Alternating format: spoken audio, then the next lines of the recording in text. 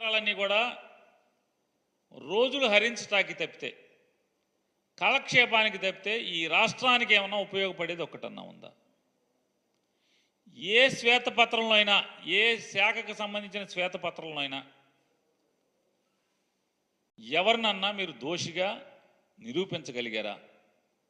ఈ ప్రభుత్వాన్ని కానీ లేదా ఆ ప్రభుత్వం నడిపినటువంటి, ఆ శాఖ నడిపినటువంటి వైఎస్ఆర్ కాంగ్రెస్ పార్టీకి సంబంధించినటువంటి నాయకుల్ని కానీ లేదా అధికారులను కానీ ఒక్కరన్నా దోషిగా మీరు చూపించగలిగారా?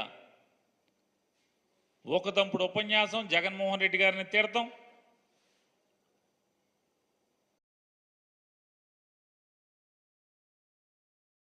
ఆయన మాటలేమో కోటలు దాటుతున్నాయి.